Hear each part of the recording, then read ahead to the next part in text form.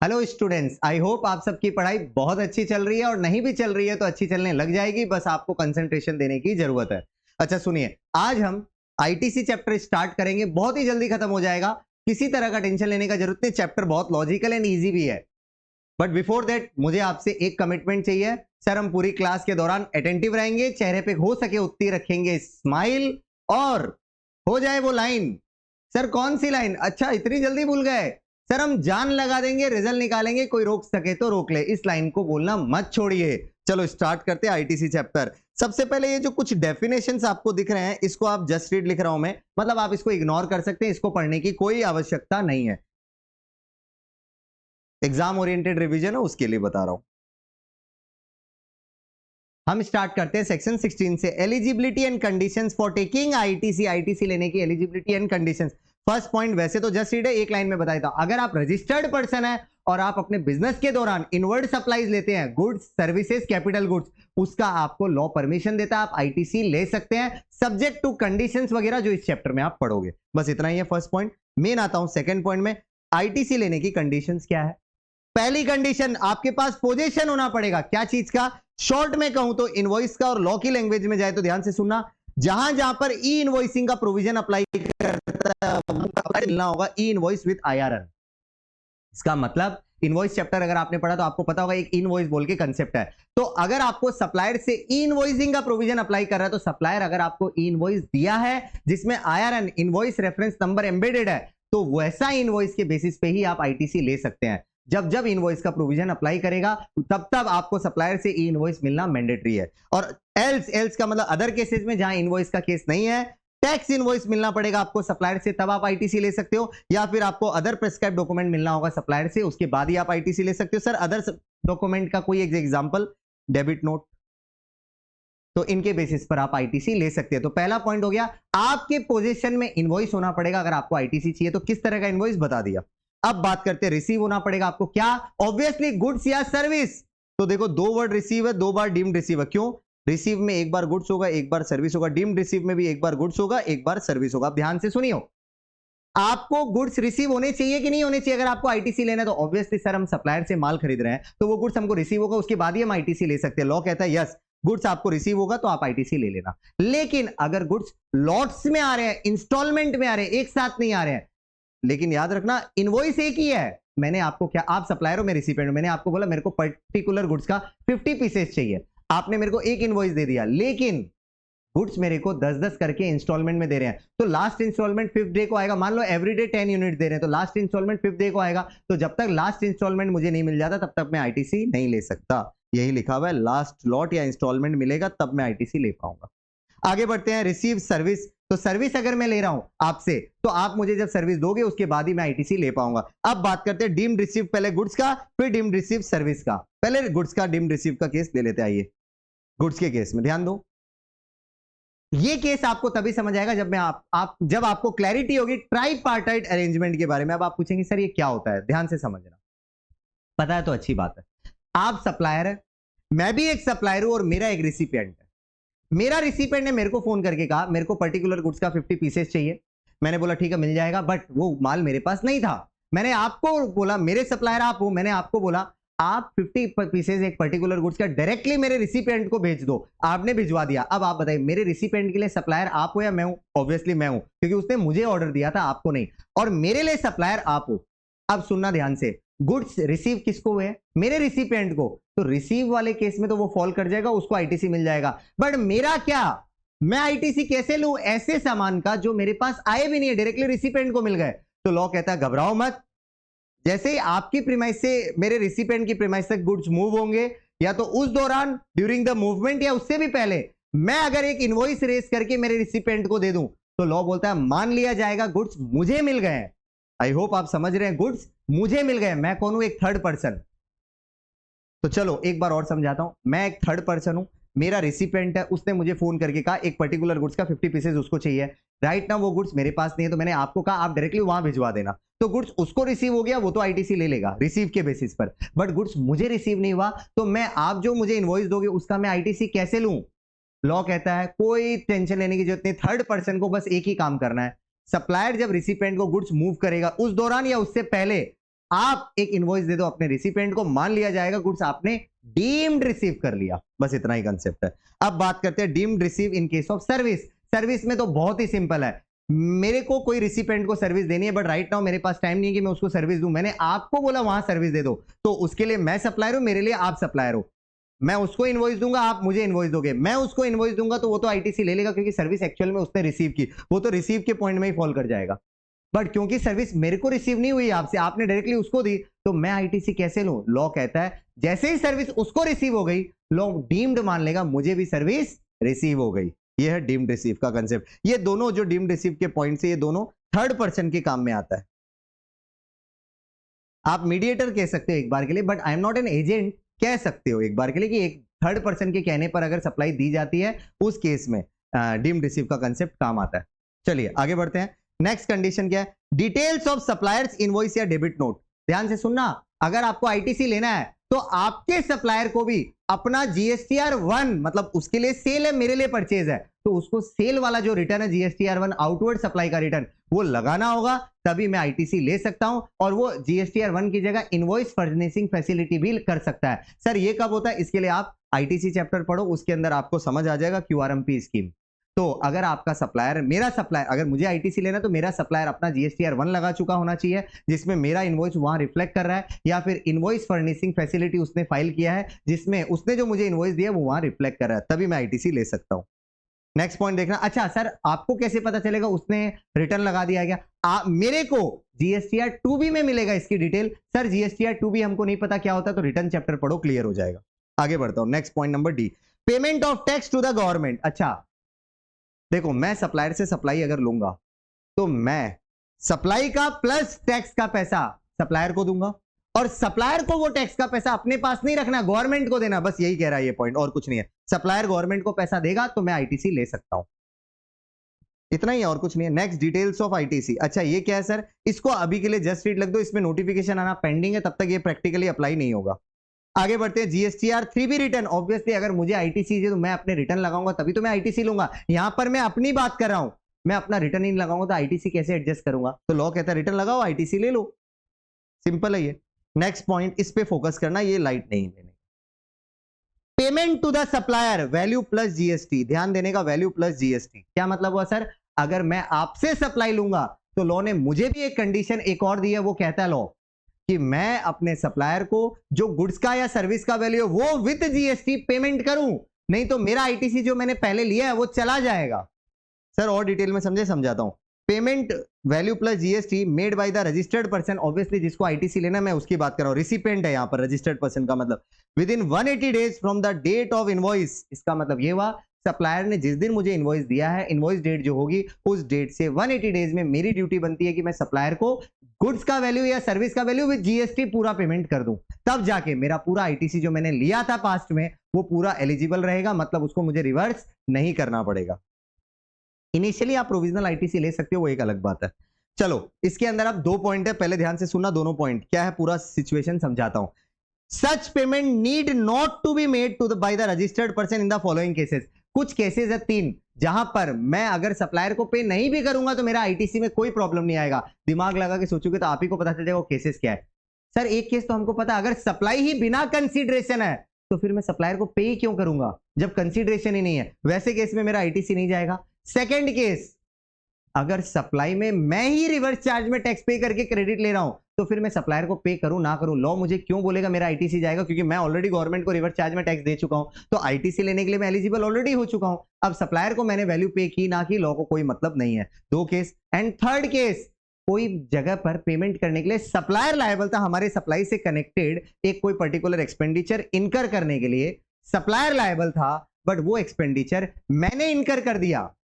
Short में समझाता हूं, आपसे मैंने सप्लाई ली है और आपने कुछ उस मेरे को सप्लाई देने के लिए, मान लो आप मुझे कोई पर्टिकुलर गुड्स का सप्लाई दे रहे हो, उस गुड्स को बनाने के लिए आपको रॉ मटेरियल किसी और सप्लायर से खरीदना पड़ा। अब उसका प्राइस तो मेरे और आपके बीच में ट्रांजैक्शन वैल्यू मान लीजिए 80,000 का, और आपने जिससे खरीदा है मेरा माल बनाने के लिए रॉ मटेरियल, वहां आपका प्राइस था 50,000। आपने मुझे कहा 50,000 आप मेरे सप्लायर को दे देना, मुझे मत देना, 50,000 आप उसको दे देना और बाकी का 30,000 ही आप मुझे देना। अब आप मुझे ये बताइए, वो 50,000 मैं आपको नहीं दे रहा हूं, क्या मैं अब देने के लिए लायबल हूं आपको? आंसर इज नो, क्योंकि मैंने आपके भी हाथ में किसी और को दे दिया था। तो लॉ कहता है ऐसे केस में वो 50,000 अगर मैंने आपको पे नहीं भी किया है तो चलेगा, मेरा आईटीसी नहीं जाएगा क्योंकि मैंने आप ही के लिए कहीं और दे दिया है। सर 3 केसेस एक बार और बताइए जहां पर सप्लायर को पे करने के करे ना करे कोई फर्क नहीं पड़ता, आईटीसी एलिजिबल रहेगा। पहला, अगर सप्लाई विदाउट कंसीडरेशन है। सेकंड, अगर सप्लाई पर टैक्स मैं ही रिवर्स चार्ज में पे कर रहा हूं। और तीसरा, सप्लायर कहीं पर एक्सपेंडिचर इनकर करने के लिए लायबल था और मैंने वो एक्सपेंडिचर उसकी जगह इनकर कर दिया, तो अब मैं वो पेमेंट सप्लायर को नहीं भी करूं तो मेरा आईटीसी को कोई प्रॉब्लम नहीं आएगी। ये 3 पॉइंट एक साथ थियरी क्वेश्चन में आ सकता है। अब बात करते हैं, मैंने आपको क्या कहा था, इनवॉइस डेट से 180 डेज में मेरे को सप्लायर को पे करना मेरा लाइबिलिटी है या मेरी ड्यूटी है। अब उसके लिए प्रोविजन क्या हो, बढ़ाता हूं। If after availing ITC fails to pay to the supplier within 180 days, pay an amount equivalent to the ITC availed। ध्यान देना इस वर्ड पे, amount equivalent to the ITC availed. जितना मैंने पास्ट में आईटीसी लिया था उतना अमाउंट मेरे को पे करना होगा गवर्नमेंट को विद इंटरेस्ट, इंटरेस्ट के साथ पे करना होगा। कब पे करता हूं मैं, in form 3B GSTR 3B लगाता हूं उसमें, for the tax period immediately following the period of 180 days. बस इतना ही है प्रोविजन। क्या कहता है फिर से समझाता हूं, इनवॉइस डेट से 180 डेज है मेरे पास, सप्लायर को मैं पूरा इनवॉइस का वैल्यू पे कर दूं, उसमें गुड्स का भी वैल्यू होगा, जीएसटी का भी वैल्यू होगा। और मान लीजिए 180 डेज चला गया और मैंने पे नहीं किया, लॉ कहता है जैसे ही 180 डेज एक्सपायर करेगा मेरी ड्यूटी बनती है कि उसके बाद मेरे को मेरा पूरा आईटीसी जो मैंने लिया है वो पूरा का पूरा आईटीसी मेरे को रिवर्स करना होगा, मतलब गवर्नमेंट को पे करना होगा विद इंटरेस्ट। कहां पे करूंगा मैं ये काम मैं करूंगा अपने जीएसटीआर 3B में। आपका सवाल, कौन सा जीएसटीआर 3B? जब 180 डेज एक्सपायर होगा उसके बाद जो टैक्स पीरियड होगा उस टैक्स पीरियड का जो रिटर्न लगेगा 3B उसमें। सर एग्जांपल देखो, एग्जांपल यहां दिया हुआ है, आप खुद पढ़ लेना, आपको समझ आ जाएगा। ये एग्जांपल एक ही लाइन का एग्जांपल और कुछ नहीं। आगे बढ़ता। अच्छा, आपका एक और सवाल आएगा, सर 180 डेज क्रॉस होने के बाद भी अगर आपने सप्लायर को पे नहीं किया लेकिन आपने गवर्नमेंट को आईटीसी का रिवर्स कर दिया और उसके कुछ दिन बाद अगर आपका सप्लायर ने आपसे वो पैसा ले लिया तब आप मेरे को आईटीसी वापस मिल जाएगा। देखो, पहले मैंने सप्लायर से माल लिया, मैंने आईटीसी ले लिया, लेकिन मैंने सप्लायर को पे नहीं किया 180 डेज में, इसलिए मेरे को आईटीसी रिवर्स करना पड़ा। लेकिन उसके बाद मैंने सप्लायर को वापस पेमेंट कर दिया तो मैं आईटीसी वंस अगेन ले लूंगा। बस यही कंसेप्ट है और कुछ नहीं। हम आगे बढ़ते हैं, अब नोट्स लेते हैं। देखो, पहला नोट क्या है, आप एक जीएसटी में रजिस्टर्ड पर्सन है, मान लीजिए आपने कैपिटल गुड्स बाय किया 1 लाख रुपीज में और मान लीजिए उस पर जीएसटी पे किया 12,000 का 12%, तो 1,12,000। अब नाउ सपोज कीजिए आपने इनकम टैक्स में फुल 1,12,000 को कॉस्ट दिखाकर डेप्रिसिएशन क्लेम कर लिया 1,12,000 पर, तब लॉ कहता है, जीएसटी लॉ, कि आपको उस 12,000 का हम आईटीसी नहीं देंगे क्योंकि आपने इनकम टैक्स में 1 लाख कॉस्ट नहीं दिखाया, 1,12,000 कॉस्ट दिखाया। और अगर आपको 12,000 का आईटीसी चाहिए तो इनकम टैक्स एक्ट में आप उस एसेट का कॉस्ट को 1 लाख दिखाइए और डेप्रिसिएशन भी 1 लाख पर लीजिए। चलो, आई होप आपको ये बात समझ आ गई है। मतलब जीएसटी पोर्शन को इनकम टैक्स एक्ट में कॉस्ट मत शो कीजिए, हम आपको क्रेडिट दे देंगे। नेक्स्ट है, मैक्सिमम आप कोई पर्टिकुलर ईयर का इनवॉइस का या डेबिट नोट का कब तक आईटीसी ले सकते हैं। देखो, पर्टिकुलर ईयर का एग्जांपल में हम 2022-23 ले लेते हैं। इस फाइनेंशियल ईयर में कोई भी इनवॉइस या डेबिट नोट का अगर आपने क्रेडिट नहीं लिया तो मैक्सिमम कब तक ले सकते हैं। लॉ कहता है मैक्सिमम नेक्स्ट ईयर का 30 नवंबर और date of filing of annual return whichever is earlier. ध्यान देने का, whichever is earlier. Sir example में 2022-23 में क्या बैठेगा, देखो 30 नवंबर 2023 ये डेट, और एनुअल रिटर्न जिस दिन फाइल होगा, date of filing of annual return, जो भी अर्लियर होगा वो आंसर होगा। सर ठीक है, ये तो इजी है, ऐसा बहुत जगह हमने देखा है। इसी के बाद देखिए एक लाइन लिखी हुई है, no time limit shall apply to reavail of credit that has been reverse earlier. कभी कभी क्या होता है, आपको क्रेडिट को रिवर्स करना पड़ता है। एग्जांपल के तौर पे हमने ऊपर पढ़ा, क्या पढ़ा सर, सप्लायर को हम 180 डेज में पे नहीं करेंगे तो 180 डेज जब एक्सपायर होगा उसका अगला टैक्स पीरियड में जब हम जीएसटीआर 3B लगाएंगे, उस जीएसटीआर 3B में हमको उतना आईटीसी रिवर्स करना पड़ता है। और ध्यान से सुनना, और जब हम सप्लायर को वंस अगेन पे कर देंगे तो हम वापस वो क्रेडिट ले सकते हैं। अब आप देखो, ये क्रेडिट कौन सा हम वापस ले रहे हैं, जो हमने पहले रिवर्स किया था और अब रीअवेल कर रहे हैं। लॉ कहता है ऐसा रिवर्स वाला क्रेडिट को रीअवेल करने के लिए कोई टाइम लिमिट नहीं। बस इतना ही समझा रहा। आइए आगे बढ़ते हैं। क्या डॉक्यूमेंट्री रिक्वायरमेंट्स है आईटीसी लेने के लिए? डॉक्यूमेंट रिक्वायरमेंट्स क्या क्या आईटीसी लेने के लिए? सर हमको पता है, इनवॉइस, टैक्स इनवॉइस, ई invoice, revise tax invoice, debit note. Yes, पहला पॉइंट में तो यही सब है, लेकिन सेकंड पॉइंट में ध्यान देना, रिवर्स चार्ज में भी अगर आप सप्लाई लेते हैं तो आपको कभी कभी सेल्फ इनवॉइसिंग करनी पड़ती है। इनवॉइस चैप्टर में समझ आएगा। तो जब जब आप रिवर्स चार्ज में सेल्फ इनवॉइसिंग करते हैं रिसिपिएंट सेल्फ इनवॉइसिंग करता है, वो इनवॉइस के बेसिस पे वो आईटीसी ले लेता है। उसके अलावा 2 पॉइंट बताऊंगा जो सीए इंटर के लिए रेलेवेंट नहीं है, सीए इंटर के लिए रेलेवेंट नहीं है, तो ध्यान से सुनो बाकी लोग। अगर आप इंडिया के बाहर से इंडिया में गुड्स को इंपोर्ट करते हैं, ध्यान से सुनना, अगर इंडिया के बाहर से इंडिया में गुड्स इंपोर्ट करते हैं और आईजीएसटी पे करते हैं, तो वहां पर एक डॉक्यूमेंट होता है बिल ऑफ एंट्री, इस तरह का डॉक्यूमेंट के बेसिस पर आप आईटीसी ले सकते हैं। नेक्स्ट देखना, इनपुट सर्विस डिस्ट्रीब्यूटर का इनवॉइस या इनपुट सर्विस डिस्ट्रीब्यूटर का क्रेडिट नोट, इन दोनों के बेसिस पर आप आईटीसी ले सकते हैं। अब आपका सवाल, सर इनपुट सर्विस डिस्ट्रीब्यूटर का इनवॉइस क्रेडिट नोट क्या होता है, चैप्टर के अंदर आगे पढ़ोगे आप। चलिए आगे बढ़ते हैं। In case of debit note, अच्छा डेबिट नोट के लिए लॉ ने क्लैरिफाई किया है, date of issuance of debit note shall determine the relevant financial year for the purpose of availing ITC. देखो किसी डेबिट नोट के बेसिस पे अगर हमको आईटीसी लेना है, तो वो डेबिट नोट जिस फाइनेंशियल ईयर में यूज हुआ उस बेसिस पे हम आईटीसी लेंगे। वो डेबिट नोट किस इनवॉइस के रेफरेंस में आया उससे कोई लेना देना नहीं है। वापस कह रहा हूं, जब भी आप कोई डेबिट नोट के बेसिस पे आईटीसी लेते हैं तो आपको पता है मैक्सिमम हम कब तक ले सकते हैं, ऊपर पढ़ाया। तो ध्यान से सुनना, हम कभी भी कोई टाइम लिमिट चेक करेंगे तो वो डेबिट नोट जिस दिन इशू हुआ उसके बेसिस पे चेक करेंगे, उस बेसिस पे नहीं कि ये डेबिट नोट जिस इनवॉइस के रेफरेंस में इशू हुआ वो इनवॉइस डेट क्या है। इनवॉइस डेट से मतलब नहीं है, डेबिट नोट डेट से मतलब है। चलिए आई होप आपको समझ आया, आगे बढ़ते हैं। No ITC shall be availed in respect of any tax that has been paid in pursuance of any demand order on account of fraud, willful misstatement, suppression of fact।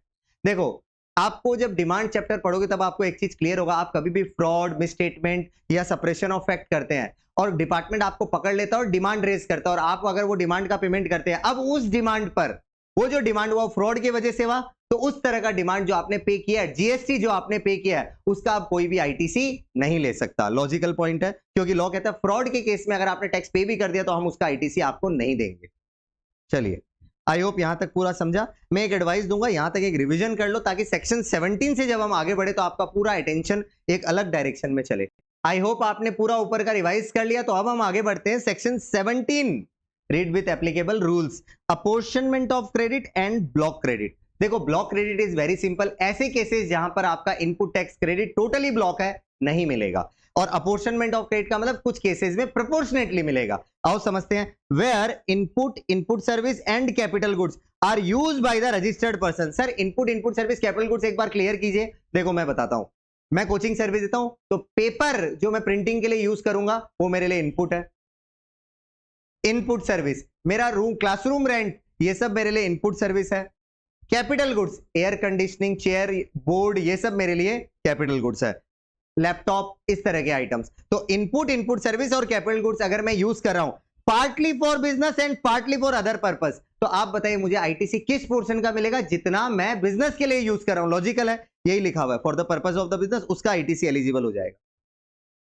और एक बात सुन लेना, यहां पर प्रोपोर्शन कैलकुलेशन जो करना है वो सीए इंटर वालों के लिए रेलेवेंट नहीं है। सीए इंटर वालों के लिए ये टॉपिक सिर्फ थियरिटिकली रेलेवेंट है, नॉट प्रैक्टिकली। बाकी सिलेबस के लिए प्रैक्टिकली ये रेलेवेंट है सबके लिए।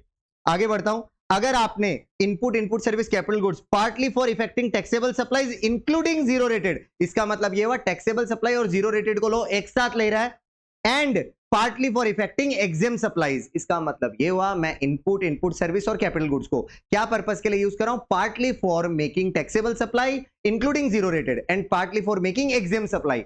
आप मुझे बताइए लो मुझे किस पोर्शन के लिए आईटीसी देगा। सर जो पोर्शन टैक्सेबल सप्लाई करने के लिए इस्तेमाल हुआ इंक्लूडिंग जीरो रेटेड, देखो यही लिखा हुआ the said taxable supply including zero rated, इस पोर्शन के लिए मुझे आईटीसी मिल जाएगा। इंटर के बच्चे फिर कह रहा हूं सीए वाले कि आपके लिए ये टॉपिक सिर्फ थियरिटिकली रेलेवेंट है। अच्छा आपके मन में एक सवाल, सर जीरो रेटेड सप्लाई हमको पूरा क्लियर नहीं है क्या होता है, तो देखो एक ही लाइन में बता देता हूं। अगर आप एसईजेड यूनिट या डेवलपर को सेल सप्लाई करते हो, वो आपके लिए, ध्यान से सुना, वो आपके लिए एक तो जीरो रेटेड सप्लाई है, दूसरा आप जो एक्सपोर्ट करते हो वो आपके लिए जीरो रेटेड सप्लाई है। तो जीरो रेटेड सप्लाई दो टाइप की होती है, एसईजेड को सप्लाई करना या एक्सपोर्ट करना, और ये दोनों को आईटीसी चैप्टर के पर्पस के लिए आप टैक्सेबल सप्लाई के साथ इक्वेट करेंगे, इसीलिए लिखा हुआ taxable supply including zero rated. भूलना मत इस बात को। आई होप यहां तक समझ आ गया। अब आपको मेरे को ये समझाना है एग्जेम सप्लाई क्या होती है, नीचे दिया हुआ है exempt supply for the purpose of this chapter, इसका मतलब आईटीसी चैप्टर के पर्पस के लिए एग्जेम सप्लाई क्या होता है। आइए बताता हूं।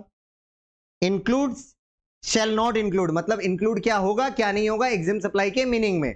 सबसे पहले नील रेटेड, नील रेटेड का मतलब ऐसी आइटम्स का आप सप्लाई कर रहे हैं जो आइटम का जो चार्ट है लॉ का जो टैक्स रेट का चार्ट है उस चार्ट के अंदर रेट नील है वो आइटम्स। होली एग्जेम्प्ट, ऐसी सप्लाई जहां पर लॉ ने नोटिफिकेशन के थ्रू कुछ सप्लाईज को एग्जेम्प्ट कर दिया है, जैसे हम एग्जेम्पशन चैप्टर में जो पढ़ते हैं। प्लस नॉन टैक्सेबल सप्लाई, ऐसी सप्लाई जिस पर जीएसटी की लेवी ही नहीं है अभी, non taxable supply like alcohol, petrol. तो ये हो गया आपका एग्जेम सप्लाई का मीनिंग आईटीसी चैप्टर के पर्पस के लिए एक part. Second part, supplies by registered person on which recipient is liable to pay tax under RCM basis. ये तो लॉजिकली है सर, अगर मैं एज ए सप्लायर आपको, आप एक रिसिपेंट है, मैं सप्लायर हूं, मैं ऐसी आपको सप्लाई दे रहा हूं जिसमें आप रिवर्स चार्ज में लायबल है, तो एक बात बताइए, मेरे लिए ये supply as good as exempt है या नहीं है? क्योंकि मेरे को तो आपसे टैक्स ही चार्ज नहीं करना, तो मेरे लिए ये supply as good as exempt है। तो देखिए एग्जेम्प्ट सप्लाई का आईटीसी चैप्टर का पर्पस के लिए दो मीनिंग क्लियर है। Third meaning, transaction in securities. अगर आप सिक्योरिटीज का सेल परचेज करोगे, ये ट्रांजैक्शन करोगे, लॉ कहता है ये एग्जेम्प्ट सप्लाई के मीनिंग में आता है। वैसे लॉजिक बता देता हूं, ये ना तो सप्लाई ऑफ गुड्स है ना सर्विस है। सुनना, सप्लाई चैप्टर में बताया ना तो ये सप्लाई ऑफ गुड्स है ना सर्विस है, बट लॉ ने कहा supply ITC input tax credit chapter के पर्पस के लिए आप ट्रांजैक्शन सिक्योरिटी को एग्जेम्प्ट सप्लाई में ट्रीट करना। वैसे प्रैक्टिकली ये ना तो सप्लाई ऑफ गुड्स है ना सप्लाई ऑफ सर्विस है, बट आईटीसी चैप्टर के पर्पस के लिए ये एक एग्जेम्प्ट सप्लाई है। और last, sale of land building. देखो आपको ये भी पता है sale of land building negative list है, मतलब ना तो सप्लाई ऑफ गुड्स है ना सर्विस है, बट स्टिल आईटीसी चैप्टर के पर्पस के लिए sale of land building exempt supply के मीनिंग में आएगा। सर आईटीसी चैप्टर के पर्पस के लिए एग्जेम्प्ट सप्लाई का मीनिंग क्या है? Nil rated, wholly exempt. ध्यान से सुनना, नील रेटेड, होली एग्जेम्प्ट या फिर नॉन टैक्सेबल सप्लाई। सेकंड, ऐसी सप्लाई जो रजिस्टर्ड पर्सन करे जहां पर रिसिपिएंट रिवर्स चार्ज में लायबल है, नॉट द सप्लायर, तो वो सप्लाई सप्लायर के लिए तो एग्जेम्प्ट सप्लाई की तरह है। थर्ड एंड फोर्थ, थर्ड क्या है? थर्ड और फोर्थ दोनों में ट्विस्ट ये है कि दोनों ही ना तो सप्लाई ऑफ गुड्स है ना सर्विस है, बट आईटीसी चैप्टर के पर्पस के लिए लॉ ने बोला दोनों ही एग्जेम्प्ट सप्लाई के मीनिंग में फॉल करेगा। सिर्फ इस चैप्टर के पर्पस के लिए transaction in securities, sale of land building, sale of immovable property कह लो आप, ये तो सर एक्सक्लूड क्या है? नेगेटिव लिस्ट की सारी सप्लाई, कोई भी सप्लाई नेगेटिव लिस्ट में जो लिखी हुई है वो एग्जेम्प्ट सप्लाई के मीनिंग में नहीं आएगी, except sale of land building. वो तो आपने देख लिया, वो इस तरफ आ गया इसीलिए। तो आई होप आपको ये पूरा सेक्शन 17 का बेसिक पार्ट समझ आ गया है। अब आते हैं नोट्स में, ध्यान देना। फिर से एक बार बेसिक पार्ट में आपने ये समझा सर हम सेक्शन 17 में पढ़ रहे हैं block credit and apportionment of credit. Block credit का मतलब क्रेडिट मिलेगा नहीं, अपोर्शनमेंट ऑफ क्रेडिट का मतलब प्रोपोर्शनेटली क्रेडिट मिलेगा। अच्छा, कोई इनपुट सर्विस कैपिटल गुड्स को अगर हम partly for business purpose, partly for other purpose use करते हैं, तो जितना पोर्शन आप बिजनेस पर्पस के लिए यूज करें उसका आईटीसी मिल जाएगा। कैलकुलेशन रूल्स में पढ़ेंगे जो सीए इंटर के लिए रेलेवेंट नहीं है। दूसरी चीज, partly for making taxable supplies including zero rated SEZ वाला और एक्सपोर्ट वाला, वो सप्लाई एंड एग्जेम्प्ट सप्लाई आप दोनों कर रहे हैं, तब लॉ कहता है जितना आप taxable supply including zero rated के लिए इस्तेमाल करोगे उसका पोर्शन के लिए आपको आईटीसी मिल जाएगा। उसका कैलकुलेशन भी हम रूल्स में पढ़ेंगे जो सीए इंटर के लिए रेलेवेंट नहीं है। और उसके बाद हमने पढ़ा एग्जेम्प्ट सप्लाई का लॉ ने आईटीसी चैप्टर के लिए एक अलग मीनिंग दिया है, उसमें कहा है, फटाफट सुन लेना। एग्जेम्प्ट सप्लाई का मतलब nil rated, wholly exempt, non taxable supply, supplier not liable to charge tax from the recipient but recipient is liable under reverse charge, ऐसी सप्लाई। और last two, transaction in securities, sale of land building, these are called as exempt supply for the purpose of, only for the purpose of this chapter। and supply exempt supply के meaning में negative list तो नहीं आएगी, law ने ये clear किया, हाँ cell of land building को छोड़कर। आइए आगे बढ़ते हैं। अब नोट्स में आइए, अब banking company, financial institution, NBFC, इन तीन के लिए क्लैरिफिकेशन है। engaged in supplying taxable as well as exempt service। देखो ध्यान दो, बैंक्स, फाइनेंशियल इंस्टीट्यूशंस और एनबीएफसी, ये लोग टैक्सेबल और एग्जेम्प्ट सप्लाई दोनों में एंगेज्ड है। देखो बैंक जब आपको, ध्यान से सुनना, बैंक जब आपको लोन देती है और इंटरेस्ट अर्न करती है, तो आपको आई थिंक पता है वो इंटरेस्ट आर एग्जेम्प्ट, इंटरेस्ट पे कोई जीएसटी नहीं है, तो ये एक एग्जेम्प्ट सप्लाई की तरह है बैंक के लिए, एनबीएफसी के लिए, फाइनेंशियल इंस्टीट्यूशन के लिए। बट ध्यान से सुनियो, बट बैंक ऐसी भी कई सर्विस देती है जिस पर जीएसटी आता है, जैसे loan processing fees, sanctioning charges, तरह तरह के चार्जेस जो बैंक के होते हैं वो सब। तो अगर कोई बैंक, एनबीएफसी या फाइनेंशियल इंस्टीट्यूशन टैक्सेबल और एग्जेम्प्ट सप्लाई दोनों करते हैं, तब shall instead of complying with the above provision, तब वो लोग चाहे तो प्रोपोर्शनल कैलकुलेशंस की जगह, मतलब प्रोपोर्शनेट कैलकुलेशंस ना करें, हैव द ऑप्शन, उनको लॉ ने ऑप्शन दिया है। ध्यान से सुनना, लॉ ने ऑप्शन दिया है। ये ऑप्शन ऐसा होगा कि एक बार लेने के बाद आप पूरे साल विड्रॉ नहीं कर सकते, तो लॉ ने बैंक, फाइनेंशियल इंस्टीट्यूशन, एनबीएफसी को एक ऑप्शन दिया कि आपको प्रोपोर्शन कैलकुलेशंस नहीं करने, आप हर महीने क्या करो, आइए बताता हूं। ITC on supplies from another registered person having the same pan. अगर आप अपने ही डिस्टिंक्ट एंटिटी से, अपने ही बैंक के केस में बोलो तो बैंक का एक ब्रांच दूसरे ब्रांच से, सेम पैन, एक ब्रांच दूसरे ब्रांच से सर्विस ले रहा है, लॉ कहता है उस पर अगर कोई जीएसटी चार्ज हो वो तो पूरा अवेल हो सकता है, बैंक कर सकता है पूरा अवेल। नेक्स्ट आइए, ITC on input and input service that are used for non business purpose. अगर बैंक ऐसा कोई इनवॉइस बैंक के पास आया जो नॉन बिजनेस पर्पस का है और उस पर कोई जीएसटी चार्ज है तो उसका आईटीसी नॉट एडमिसेबल है। आपको खुद ही दिख रहा है, बिजनेस पर्पस का बिल ही नहीं है तो आईटीसी कैसे मिलेगा। जैसे बैंक का कोई मैनेजर है, बैंक के नाम पे बिल ले लिया बट वो उसका पर्सनल बिल था, तो वैसे केस में उसको आईटीसी मिल ही नहीं सकता। Next, ITC on items mentioned in section 17(5) block credit. अच्छा, क्रेडिट ब्लॉक है, ऐसा कोई बिल बैंक के पास आया तो बैंक उसका भी आईटीसी नहीं लेगा, लॉजिकल है सारा। Last, ITC on other inputs, capital goods and input service. इसके अलावा एक बैंक, एनबीएफसी, फाइनेंशियल इंस्टीट्यूशन जितना भी इनवॉइस रिसीव करा जहां पर input, capital goods, input service उसने लिया है, उस केस में आईटीसी उस पोर्शन का 50% ही एलिजिबल है। मतलब 50% पोर्शन ही उनको आईटीसी अवेल करना है और बैलेंस 50% पोर्शन उनको जीएसटीआर 3B में रिवर्स करना है। सर बहुत सिंपल है ये तो। बैंकों को आईटी अगर टैक्सेबल सप्लाई और एग्जेम सप्लाई दोनों दे रहे हैं, बैंक, फाइनेंशियल इंस्टीट्यूशन, एनबीएफसी, तो उनको एक ऑप्शन है, एक बार ये ऑप्शन ले लिया तो पूरे ईयर यही ऑप्शन रखना होगा। और ये ऑप्शन कहता है कि बैंक वगैरह आप लोग एक काम करिए, आपके पास जितने भी इनवॉइस आ रहे हैं उसको 4 पार्ट में डिवाइड कीजिए। अगर ब्लॉक क्रेडिट के इनवॉइस है उसका क्रेडिट छोड़ दीजिए, अगर नॉन बिजनेस पर्पस का इनवॉइस है उसका क्रेडिट छोड़ दीजिए, अगर अपने ही डिस्टिंक्ट पर्सन से इनवॉइस आया तो उसका जीएसटी पूरा ले लीजिए, और बाकी बचे जितने भी इनपुट सर्विस, कैपिटल गुड्स का आईटीसी जो है उसका 50% लेना आपको। तो क्या करना होगा आपको, 50% लीजिए, मतलब पहले पूरा ले लीजिए और 50% रिवर्स कर दीजिए 3B में, आप ऐसा कह लो। मतलब एलिजिबल 50% ही होगा, तो लेने का तरीका क्या होगा, पहले पूरा ले लो और फिर 50% को रिवर्स कर दो, हो गया। चलिए, आई होप यहां तक आपको पूरा क्लियर है। नेक्स्ट पोर्शन में आइए, आईटीसी चैप्टर के अंदर एग्जेम्प्ट गुड्स और सर्विसेज सप्लाइड टू एसईजेड और एक्सपोर्टेड। अच्छा सर, ये तो जीरो रेटेड का केस है। यस, अगर आप जीरो रेटेड सप्लाई कर रहे हैं, अगर आप जीरो रेटेड सप्लाई करें तब लॉ कहता है अगर एग्जेम्प्टेड गुड्स सप्लाई किया जीरो रेटेड में, मतलब समझा रहा हूं, एक गुड्स है तो जीएसटी में एग्जेम्प्टेड है, मतलब ये गुड्स एक एग्जेम सप्लाई है, इसके अगेंस्ट जितने भी इनपुट आप लोगे उसका आपको आईटीसी नहीं मिलेगा, ये बात आपको ऊपर से क्लियर है। बट राइट नाउ आपने वो एग्जेम सप्लाई एसईजेड वालों को की या फिर एक्सपोर्ट किया, तो लॉ कहता है such supply shall be treated as zero rated supply even if such supply is an exempt supply, hence ITC can be availed।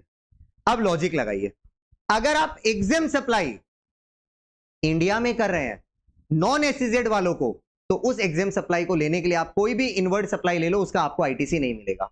लेकिन अगर आप exempt supply zero rated supply की तरह कर रहे हैं, मतलब आप exempt सप्लाई एसईजेड वालों को कर रहे हैं या एक्सपोर्ट कर रहे हैं, तब वो एग्जेम्प्ट सप्लाई लॉ कहता है हम जीरो रेटेड की तरह ट्रीट करेंगे। और अगर वो जीरो रेटेड की तरह ट्रीट होगा तो it is as good as taxable supplies, और टैक्सेबल सप्लाईज के अगेंस्ट आप आईटीसी ले सकते हैं। ये पॉइंट यही क्लैरिफाई कर रहा है। देखो, एकदम सिंपल चीज को सिंपल समझो।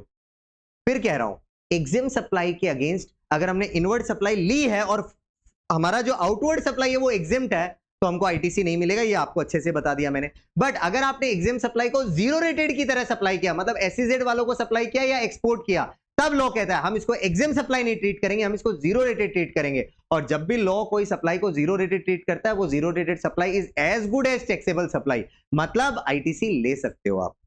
इंपॉर्टेंट पॉइंट है, फोकस करने बोल रहा हूं। रिफंड चैप्टर में इसका ज्यादा यूज है, जो फाइनल लेवल पे रेलेवेंट है। इंटर लेवल के बच्चे इसको इग्नोर कर सकते हैं, अगेन सीए इंटर वाले बच्चे इसको इग्नोर कर सकते हैं, उनको इतना ध्यान देने की जरूरत नहीं है इस पॉइंट पे। ब्लॉक क्रेडिट सबके लिए बहुत इंपॉर्टेंट है, रेलेवेंट है, तो आइए इस पे फोकस करते हैं। But before I start block credit, अगर आपको ऊपर का रिवाइज करना तो एक बार कर लो। नेक्स्ट टॉपिक है हमारा ब्लॉक क्रेडिट, सेक्शन 17 सबसेक्शन 5। हो सके तो ये सेक्शन 17 सबसेक्शन 5 को पूरा याद कर लो, आपके लिए अच्छा रहेगा। तो क्या कहता है ये, आईटीसी कहां कहां आपको नहीं मिलेगा, टोटली ब्लॉक है। देखो, इसको पूरा पढ़ना है, समझना है, तो उसके पहले मैं चाहता हूं आप मेरा एक शॉर्टकट लिख लीजिए और उसको पहले लर्न कर लीजिए। देखो मैंने क्या लिखा है, वो एमएनसी मल्टीनेशनल कंपनी ट्रेवल में फूड एंड पर्सनल गिफ्ट्स देते हैं। एक एमएनसी कंपनी के लिए आप जॉब करते हैं और जब भी आप उनके बिहाफ में ट्रेवल करने जाते हैं, आपको फूड और पर्सनल गिफ्ट्स देकर ही भेजते हैं, ऐसा सोचना है। सर फुल फॉर्म, वो से works contract service detail discussion later on.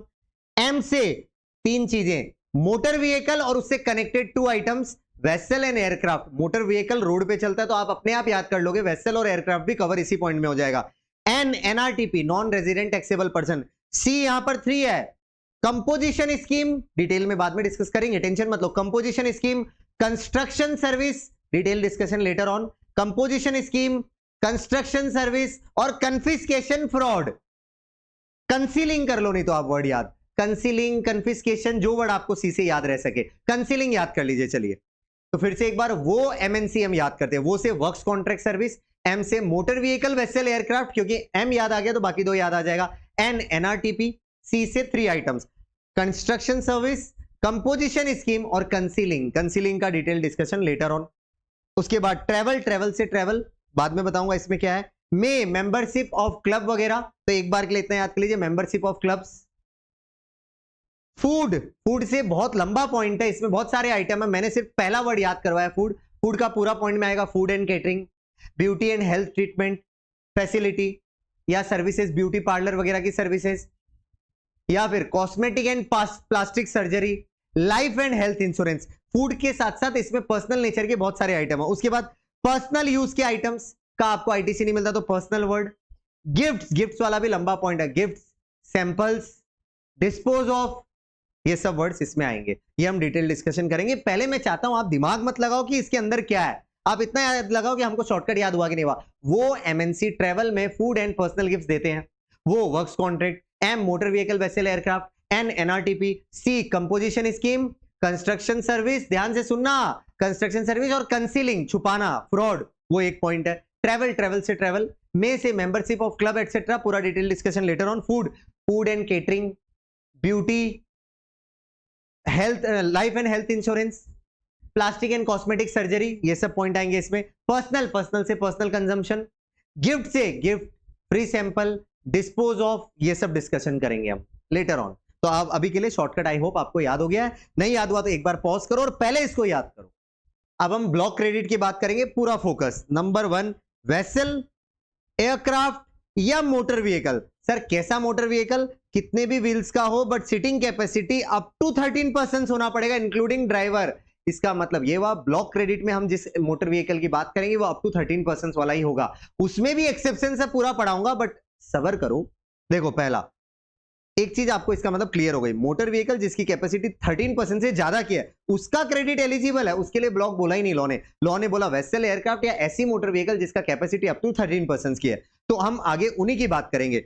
When used for making further taxable supply of such conveyance, तब तो क्रेडिट मिल जाएगा। सर मतलब कि अगर आपने वेसल एयरक्राफ्ट या अप टू 13% वाली मोटर व्हीकल को खरीदा बेचने के लिए, इसका मतलब आप फर्दर सप्लाई कर रहे हो, इसका मतलब आपके लिए वो मोटर व्हीकल वेसल एयरक्राफ्ट है ही नहीं, आपके लिए तो बस एक ट्रेडेबल गुड्स है, उस केस में आपको क्रेडिट एलिजिबल है। Next, making taxable supply of transportation of passenger, अगर आप पैसेंजर ट्रांसपोर्ट बिजनेस में और अगर आप मोटर व्हीकल एयरक्राफ्ट या वेसल खरीदते हैं, मोटर व्हीकल कौन सी, अप टू 13% वाली, क्योंकि उसके ऊपर वाला का तो एलिजिबल ही है तो हम उसकी बात ही नहीं करेंगे। अप टू 13 उसका भी क्रेडिट मिल जाएगा अगर आप पैसेंजर ट्रांसपोर्ट बिजनेस में यूज करोगे, तो अप टू 13% वाली मोटर व्हीकल वेसल या एयरक्राफ्ट का। Next, making taxable supply of imparting training of conveyance. अच्छा, कार ड्राइविंग स्कूल आप जानते हैं, कार से ड्राइविंग ट्रेनिंग देना, मोटर व्हीकल अप टू 13% वाला, वेसल या एयरक्राफ्ट वाला, वो सब में अगर आपको ट्रेनिंग भी दी जाती है तो लोग कहता है क्रेडिट एलिजिबल है। Next, transportation of goods. अच्छा सर इसका मतलब ये हुआ गुड्स ट्रांसपोर्टेशन के लिए तो एयरक्राफ्ट, वेसल या कोई भी मोटर व्हीकल यूज हो जाए, credit always eligible. I think इतना आप समझ गए। आगे बढ़ते हैं, मेन अब आया क्रेडिट कब ब्लॉक है, पूरा फोकस इसी पॉइंट पे। क्रेडिट कब ब्लॉक है, अगर आप मोटर व्हीकल को एनी अदर पर्पस के लिए इस्तेमाल करेंगे, दैट इज लाइक एग्जांपल है transportation of persons, example employee, अपने एम्प्लॉय वगैरह के ट्रांसपोर्टेशन वगैरह के लिए यूज कर रहे हो, तब उस केस में लॉ कहता है क्रेडिट आपका ब्लॉक हो जाएगा। पूरा ध्यान दो, मतलब ऊपर के 4 पर्पस में तो आईटीसी आपका एलिजिबल है, बाकी कोई भी केस बच गया उसमें आपका क्रेडिट ब्लॉक है इस केस में। सर अब ब्लॉक क्या है, ब्लॉक आइए यहां बताऊंगा। Credit is block when GST is paid on और for number 1 purchase of such conveyance. इसका मतलब ये हुआ जब हमने ये मोटर व्हीकल अप टू 13% वाला एयरक्राफ्ट या वेसल, ऊपर के 5th केस में क्रेडिट ब्लॉक था, क्या चीज का क्रेडिट ब्लॉक था? उसके परचेज जब आप करते हो motor vehicle up to 13% vessel aircraft जब परचेज किया उस पर जीएसटी पे किया होगा, उसका क्रेडिट ब्लॉक है।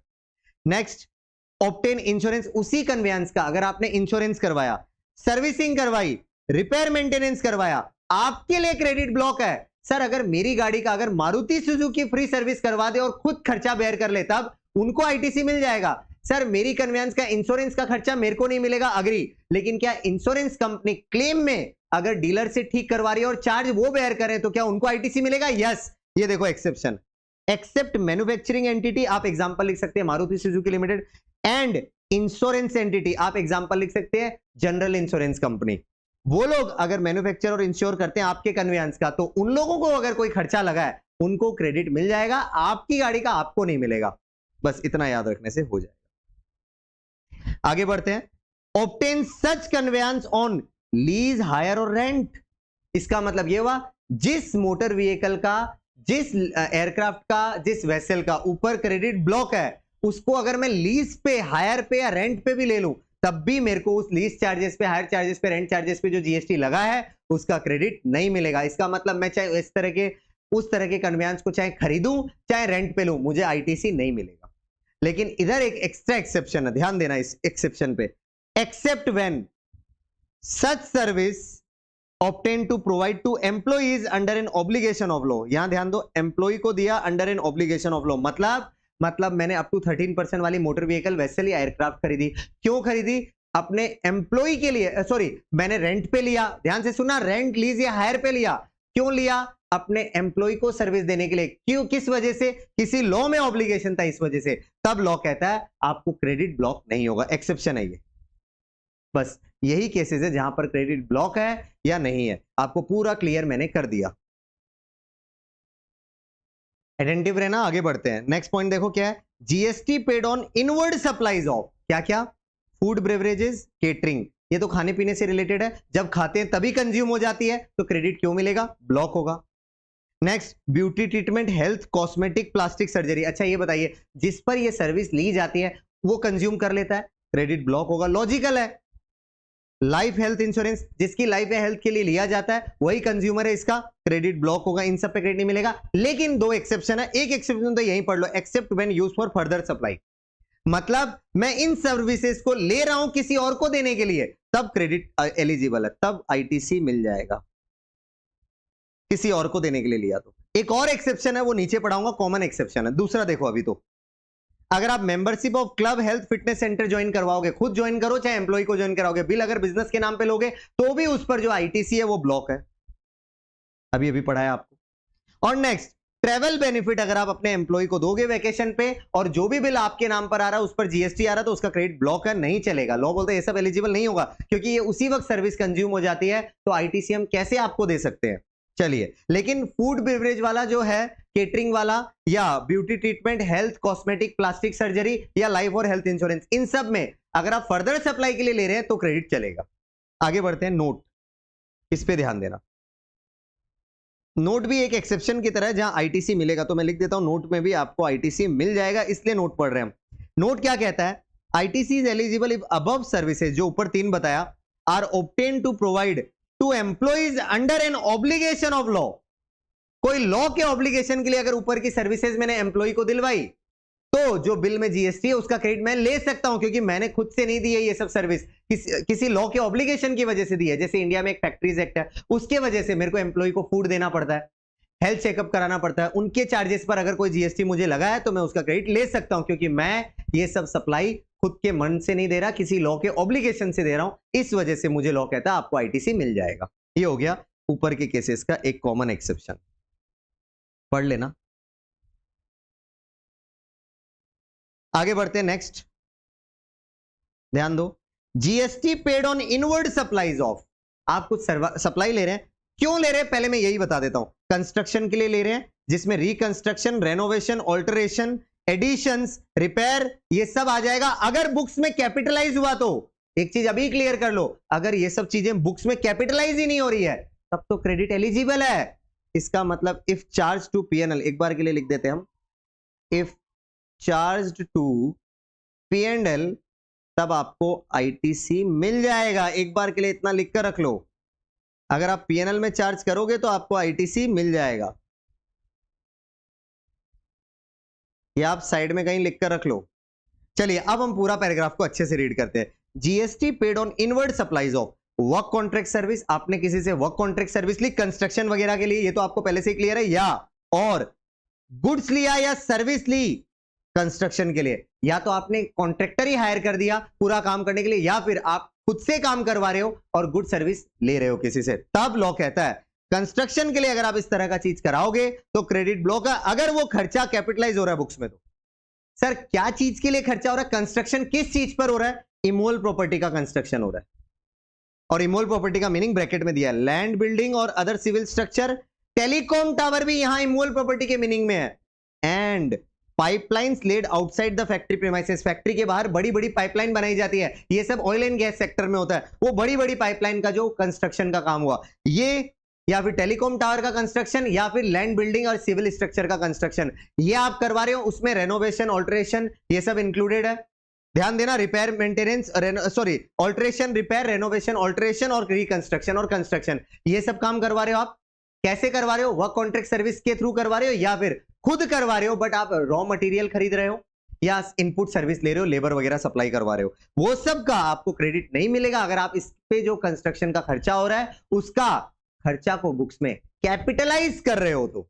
और लास्ट में देखो एक वर्ड लिखा हुआ ऑन हिज ओन अकाउंट, ये कीवर्ड है, लाइटली मत लेना। ओन अकाउंट का मतलब कंस्ट्रक्शन का काम अगर आप करवाओगे तो उसका इनवर्ड सप्लाई का क्रेडिट आपका ब्लॉक तभी होगा जब आप खुद का कंस्ट्रक्शन करवा रहे हो। अच्छा आप ही बताइए, एक क्लाइंट के लिए अगर मैं कंस्ट्रक्शन कर रहा हूं तो मेरा क्रेडिट ब्लॉक होगा, तो क्लाइंट से मैं जीएसटी चार्ज करूंगा तो डबल टैक्सेशन नहीं हो रहा है। एक तो मैंने इनवर्ड सप्लाई पे टैक्स दिया है जिसका क्रेडिट ब्लॉक है, ऊपर से मैं सप्लाई दे रहा हूं उस पर भी टैक्स, डबल टैक्सेशन नहीं हो रहा है सर, हो रहा है। इसीलिए कह रहा हूं अगर मैं खुद के कंस्ट्रक्शन के लिए इनवर्ड सप्लाई लूंगा तब क्रेडिट ब्लॉक है, फर्दर सप्लाई के लिए अगर इनवर्ड सप्लाई लूंगा तो क्रेडिट ब्लॉक नहीं होगा। बात को समझो, आई होप आपको समझ गया।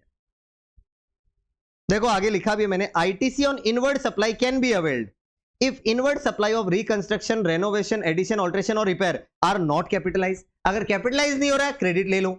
दूसरा, in case of construction of any plant and machinery even if fix to earth by foundation और स्ट्रक्चरल सपोर्ट, अगर प्लांट एंड मशीनरी पर अगर मैं कंस्ट्रक्शन करा रहा हूं, ऊपर के 3 आइटम नहीं होने चाहिए बस, land building civil structure pipeline outside the factory और टेलीकॉम टावर, इन 3 को छोड़कर कोई भी प्लांट एंड मशीनरी पे अगर मैं कंस्ट्रक्शन करा रहा हूं मुझे क्रेडिट मिलेगा, क्योंकि ऊपर मना ही नहीं है, चाहे खुद का ही करा लूं मिलेगा क्रेडिट। और नेक्स्ट, अगर मैं वर्क कॉन्ट्रैक्ट सर्विस ले रहा हूं तो कॉन्ट्रैक्टर को मिल जाएगा क्रेडिट अगर वो फर्दर सप्लाई कर रहा है तो। इसलिए मैंने ऊपर और नीचे मिलाकर सब कुछ आपको क्लियर कर दिया। अब आपको एक बार रिवीजन की जरूरत है। सर एक बार शॉर्ट में बता दीजिए, चलो वो बता देता हूं। कंस्ट्रक्शन करने के लिए, मैं कंस्ट्रक्शन में 5 वर्ड और आते हैं। कंस्ट्रक्शन करने के लिए अगर आप इनवर्ड सप्लाई लेते हो, डायरेक्ट या तो इनपुट या इनपुट सर्विस ले रहे हो या फिर वर्क कॉन्ट्रैक्ट सर्विस ले रहे हो, तो लॉ कहता है इन सबका क्रेडिट ब्लॉक रहेगा अगर आप उससे रिलेटेड खर्चा को बुक्स में कैपिटलाइज करते हो तो। और इमोल प्रॉपर्टी, और वो भी खुद के लिए कर रहे हो कंस्ट्रक्शन, तब किसी और के लिए नहीं। अच्छा उसके अलावा एक और वर्ड याद रख लेना, वो सबसे इंपॉर्टेंट रहेगा। इमोल प्रॉपर्टी का मतलब में यहां 3 चीज आएगा, land building civil structure first, second ध्यान से सुना pipeline outside the factory, and third one telecom towers. चलो आई होप आपको ये पूरा क्लियर है। नेक्स्ट देखो, अब इजी पॉइंट से ज्यादा माथाफोड़ी नहीं है, बहुत इजी है। Good services on which tax has been paid under composition scheme. अच्छा बताइए, कंपोजिशन स्कीम में आईटीसी मिलता है? नहीं सर, हमको कंपोजिशन चैप्टर से पता है क्रेडिट ब्लॉक होता है उनका, बस वही तो लिखा है, नया क्या है। Next, non resident taxable person NRTP, उनको क्रेडिट मिलेगा, कोई भी गुड सर्विस वो लोग ले लेते हैं, उनका क्रेडिट ब्लॉक है। एक एक्सेप्शन है सिर्फ, अगर इंडिया के बाहर से इंडिया में गुड्स इंपोर्ट किया उस पर अगर आईजीएसटी लगा उसका क्रेडिट मिल जाएगा, उसके अलावा एनआरटीपी को इंडिया में सप्लाई करने के लिए क्रेडिट्स नहीं मिलते, ब्लॉक है। आगे बढ़ते हैं, पर्सनल कंजम्पशन के लिए कोई भी सप्लाई ले लो क्रेडिट ब्लॉक है। सर ये तो लॉजिकल है, पता था। मेन इसी में लर्निंग अब बचा है जी में, एच में दम नहीं, इसलिए पहले एच खत्म कर लेते last. Any tax paid as a result of evasion of taxes. अब आप ही बताइए, मैंने बोला था कंसील वर्ड से याद कर लो, कंसील का मतलब छुपाना, चोरी करना, तो आप टैक्स को इवेड कर रहे हो, या गुड्स आपका डिटेन हुआ है, कन्वेंस डिटेन हुआ इन ट्रांजिट, या रिडेम्पशन ऑफ कन्फिस्केटेड गुड्स, या कन्वेंस, मतलब किसी भी तरह से माल गलत तरीके से पकड़ा गया और इवेजन का मामला सामने आया, क्रेडिट ब्लॉक रहेगा। उन चीजों पर आपको आईटीसी नहीं मिलेगा, किसी को भी नहीं मिलेगा। ये यहीं खत्म। अब आते हैं मेन पॉइंट जी में, इसको समझ लो, आपका ब्लॉक क्रेडिट पूरा क्लियर हो जाएगा। देखो, गुड्स लॉस्ट, आपका गुड्स लॉस्ट हो गया, अब आप खुद बताइए क्रेडिट मिलेगा या नहीं मिलेगा, लॉजिकली बताइए। सर जैसे ही गुड्स लॉस्ट होता है वो आइटम कंज्यूम हो जाता है, क्योंकि अब आप फर्दर सप्लाई उसको नहीं कर सकते, तो क्रेडिट ब्लॉक है, लॉजिकल है। नेक्स्ट, स्टोलन और डिस्ट्रॉय, स्टोलन वर्ड तो ठीक है, डिस्ट्रॉयड। अच्छा बताए, आपके बिजनेस में कोई गुड्स और डिस्ट्रॉय हो गया, आपको आईटीसी क्यों मिलेगा? क्योंकि अब आप गुड्स को फर्दर सप्लाई कर ही नहीं पाओगे, और आईटीसी का लॉजिक है, अगर आप फर्दर सप्लाई करते हो तब आईटीसी लोगे आप, डिस्ट्रॉय में भी नहीं मिलेगा, राइट ऑफ कर दोगे तो भी नहीं मिलेगा, डिस्पोज ऑफ कर दोगे तो भी नहीं मिलेगा। कैसे किया आपने ये सब? डिस्पोज ऑफ, गिफ्ट या फ्री सैंपल में, क्रेडिट नहीं मिलेगा। किसी को फ्री में सैंपल दे रहे हो, इसका मतलब अब आगे उस पर फर्दर सप्लाई नहीं होगी, क्रेडिट ब्लॉक है।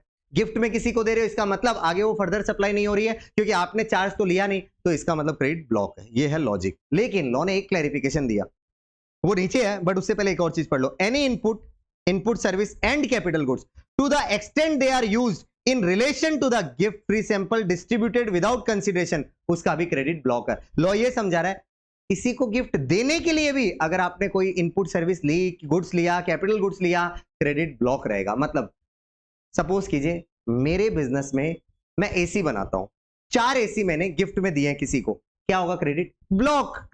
यस सर, एसी का क्रेडिट ब्लॉक। लेकिन एसी बनाने के लिए, ध्यान से सुनना, एसी के लिए भी मैंने मान लीजिए ट्रांसपोर्टर सर्विस ली, ट्रांसपोर्टर के थ्रू माल आपको गिफ्ट आइटम्स आपको भिजवाए, तो अब आप बताइए उस ट्रांसपोर्ट के चार्जेस पे भी कोई जीएसटी का मुझे क्रेडिट मिलेगा? नहीं सर। जब एसी का ही नहीं मिलेगा तो उसके रिलेशन में अगर कोई भी सर्विस या कोई इनपुट या कैपिटल गुड्स अगर लोगे, उसका भी क्रेडिट नहीं मिलेगा। ये नीचे वाला पॉइंट यही समझा रहा है, ये वाला part. It's as simple as that. आगे बढ़ते हैं नोट्स में। अब ध्यान देना, where the activity of distribution of goods free samples, मतलब आप जो गिफ्ट दे रहे हैं, फ्री सैंपल दे रहे हैं, falls within the scope of supply as per schedule 1। ध्यान से समझना, अगर गिफ्ट फ्री सैंपल्स स्केड्यूल 1 में विदाउट कंसीडरेशन भी किसी को देने पर सप्लाई माना जा रहा है, वहां 4 केसेस है सप्लाई के, अगर उनमें फॉल कर गया, फ्री में देना भी, तो लॉ कहता है तब, ध्यान से सुना, तब आपको क्रेडिट मिल जाएगा टू अवेल द आईटीसी। और अगर आपका ऑलरेडी लिया हुआ आईटीसी तो आपको रिवर्स करने का जरूरत है, तब क्रेडिट मिल जाएगा। बताओ क्यों? क्योंकि अगर सप्लाई माना जा रहा है तो आउटपुट टैक्स में दूंगा, और अगर आउटपुट टैक्स दूंगा तो मुझे आईटीसी मिलेगा, यही लिखा हुआ है। फिर एक बात, मैं आपको कोई आइटम गिफ्ट या फ्री सैंपल में दे रहा हूं, बट ये जो मैं गिफ्ट और फ्री सैंपल में आपको जो दे रहा हूं, ये सप्लाई का विदाउट कंसीडरेशन वाला जो स्केड्यूल 1 की 4 एक्टिविटी उसमें फॉल कर रहा है। और अगर आप ये सोचिए विदाउट कंसीडरेशन सप्लाई के मीनिंग में फॉल कर गया, इसका मतलब आउटपुट टैक्स आएगा, और अगर आउटपुट टैक्स आएगा तो आईटीसी मिल जाएगा। यही कह रहा है ये पॉइंट।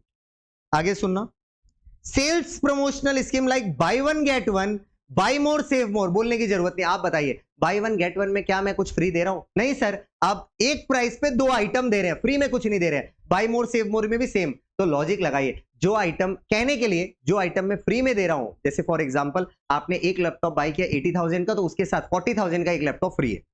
अब आप मुझे बताइए, क्या आपने 80,000 रुपीज में 2 लैपटॉप दिए ये माने, या 40,000 का फ्री में दिया? सर 80,000 में 2 दिए ये मानिए। तो फिर आप खुद सोच कर देखिए, आईटीसी आपका जो 40,000 वाला लैपटॉप, उसको भी तो खरीदने के लिए जीएसटी लगा था, उसका आईटीसी ब्लॉक नहीं होगा, क्योंकि मैंने फ्री में वो दिया ही नहीं, 80,000 के अंदर ही उसका चार्ज है। बस ये पॉइंट यही समझा।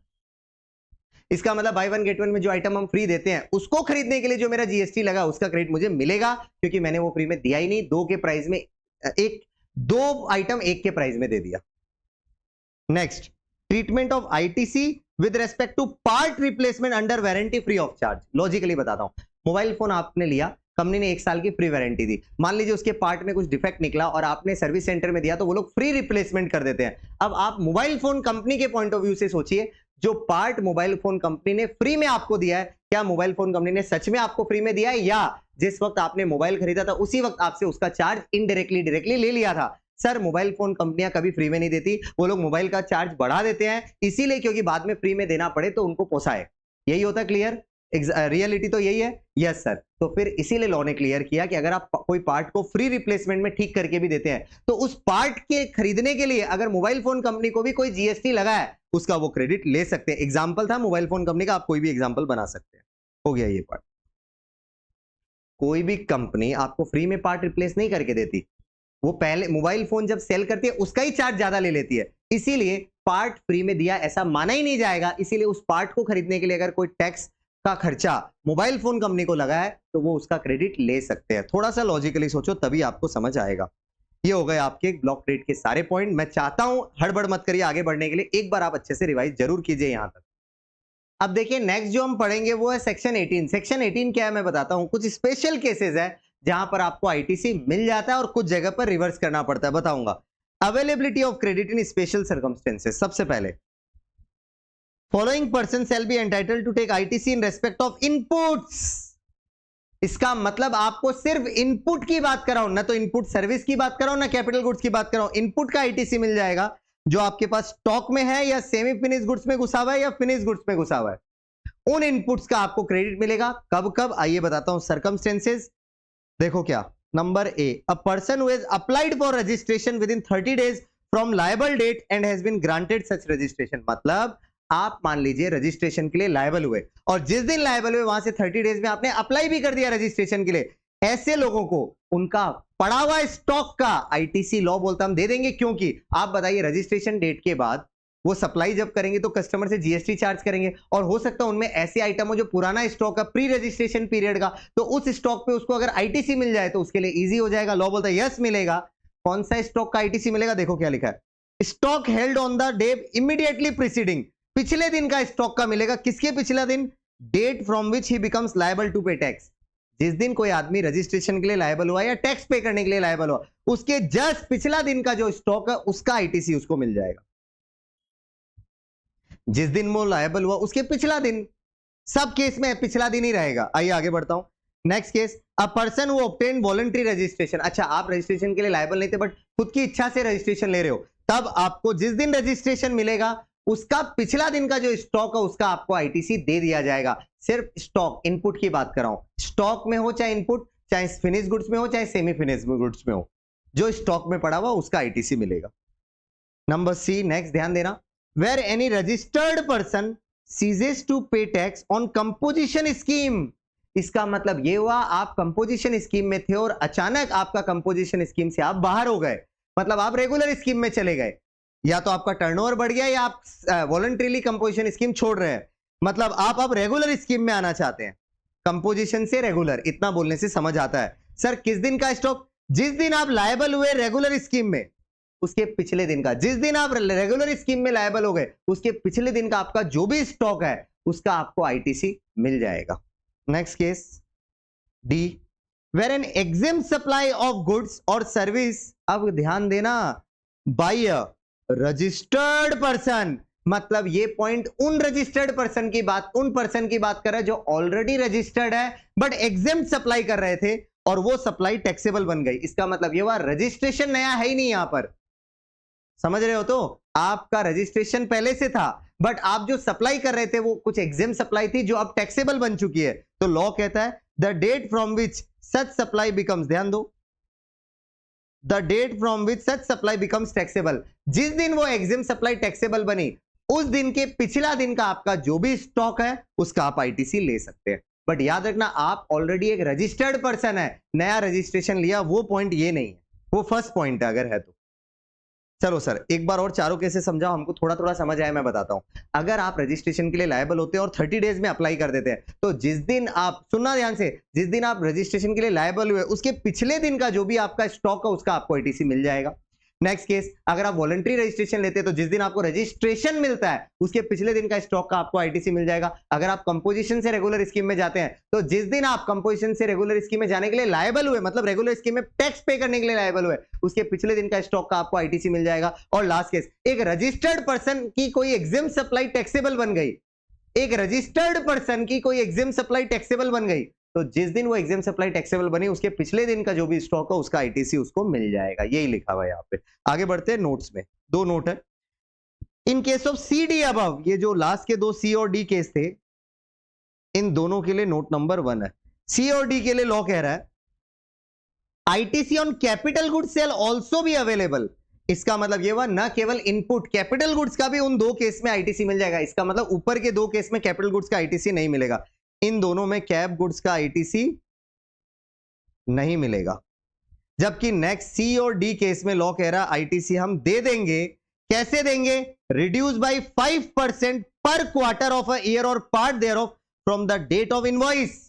सर पर क्वार्टर और पार्ट देयर ऑफ का मतलब देखो, ईयर में 4 क्वार्टर होते हैं, अप्रैल में जून 1 क्वार्टर, उसके बाद आप 3-3 महीना करके काउंट कर लो, वो 1 क्वार्टर होता है। तो वो क्वार्टर या उसका पार्ट जितना भी यूज हुआ है उसको 5% ट्रीट करना है। एग्जांपल दे देता हूं शॉर्ट में, देखो आपने आपने मान लीजिए अप्रैल जैन में, आपने फेब में एक कैपिटल गुड्स खरीदा और उस पर जीएसटी है, एक बार के लिए एग्जांपल इजी रखने के लिए 10,000 लेते हैं, 1 लाख का जीएसटी लेते हैं।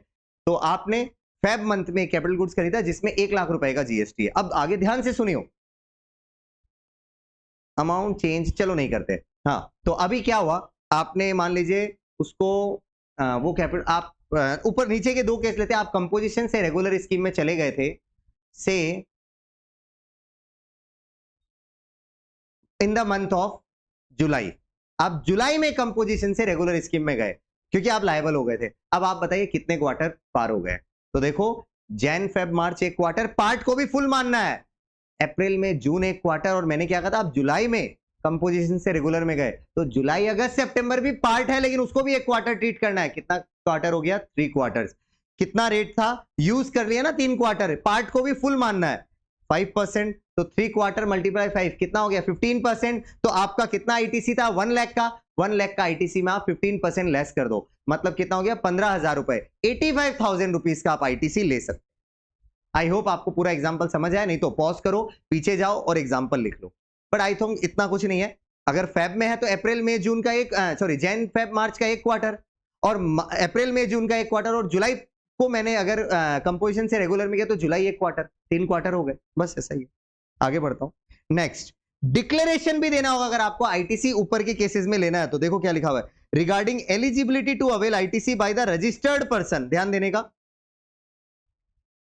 डिक्लेरेशन रिगार्डिंग, ध्यान दो, declaration regarding eligibility to avail ITC by the registered person. अच्छा, एक रजिस्टर्ड पर्सन ऊपर के केसेस में अगर आईटीसी के लिए एलिजिबल होता है तो उसको डिक्लेरेशन देना पड़ेगा डिपार्टमेंट को, विद, देखो प्लस लिखा है, सीए या कॉस्ट अकाउंटेंट का सर्टिफिकेट चाहिएगा। अगर एग्रीगेट आईटीसी क्लेम 2 लाख से ज्यादा हुआ तब, इसका मतलब ये हुआ नॉर्मली सेल्फ डिक्लेरेशन से काम हो जाएगा, बट एग्रीगेट आईटीसी का क्लेम, एग्रीगेट का मतलब सीजी, एसजी, आईजी सब मिलाकर, अगर 2 लाख से ज्यादा का आईटीसी क्लेम है तब उस केस में चार्टर्ड अकाउंटेंट, कॉस्ट अकाउंटेंट का एक सर्टिफिकेट भी चाहिएगा टैक्सेबल पर्सन को। अच्छा, ये तो आपको समझ आ गया। डिक्लेरेशन विद और विदाउट सर्टिफिकेट आपको डिक्लेयर करना है, कहां करना है, पोर्टल पे करना है, with in a period of 30 days. अच्छा, आपको सर ये काम 30 डेज में करना, कब से, ब्रैकेट का छोड़ दो एक बार, from the date of become eligible to avail ITC, मतलब जिस दिन आप ऊपर के 4 केस में आईटीसी लेने के लिए एलिजिबल हुए वहां से 30 डेज में आपको पोर्टल पर जाना है और एक डिक्लेरेशन फाइल करनी है, विद और without CA cost accountant certificate. Without certificate होगा अगर aggregate ITC up to 2 lakh है, 2 लाख से अमाउंट एक्सीड किया तो with CA cost accountant certificate. बस इतनी सी चीज है। अब सर वो ब्रैकेट में क्या था, 30 डेज का पीरियड को कमिश्नर एक्सटेंड कर सकता है अगर आप अपना जेन्युइन रीजन बता दोगे तब, कि मेरा डिले होने का कोई जेन्युइन रीजन है तो आप उसके पास जाओगे तो वो 30 डेज के पीरियड को एक्सटेंड भी कर सकता है। सर डिक्लेरेशन में इतना दम नहीं था, हो गया, खाली वो 2 लाख से ऊपर का अमाउंट पे कॉस्ट अकाउंटेंट, चार्टर्ड अकाउंटेंट का सर्टिफिकेट चाहिए, ये याद रखना था। आगे बढ़ता हूं। आईटीसी जो मैंने अभी अभी ऊपर बताया, वो नहीं बताया 4 केसेस में आपको आईटीसी मिल जाता है, जो ऊपर बताया वो आप 1 साल तक ही ले पाएंगे, उसके बाद नहीं, फ्रॉम द इनवॉइस डेट। इसका मतलब मान लीजिए आपका कोई स्टॉक 1 साल से पुराना है, इनवॉइस डेट उसकी 1 साल से ज्यादा पुरानी है, तो उन स्टॉक्स का आपको आईटीसी नहीं मिलेगा। मतलब लॉ मानता है जब आप आईटीसी के लिए एलिजिबल हो तो उन्हीं स्टॉक्स का आप आईटीसी लो जिसका अभी तक इनवॉइस से 1 ईयर क्रॉस नहीं हुआ है। ये नहीं बताया था ऊपर आईटीसी, ये चारों केसेस, ये सारे केसेस, ये चारों केस में आप आईटीसी तभी ले सकते हैं अगर आपका इनवॉइस अभी तक 1 साल पुराना नहीं है। तो अगर 1 साल से ज्यादा पुराना इनवॉइस है आईटीसी नहीं लोगे। क्वेश्चन में डिटेल चुपके से देगा और चुपके से निकल जाएगा, ध्यान रखना है ये सब छोटी छोटी चीजों पे। आगे बढ़ते हैं।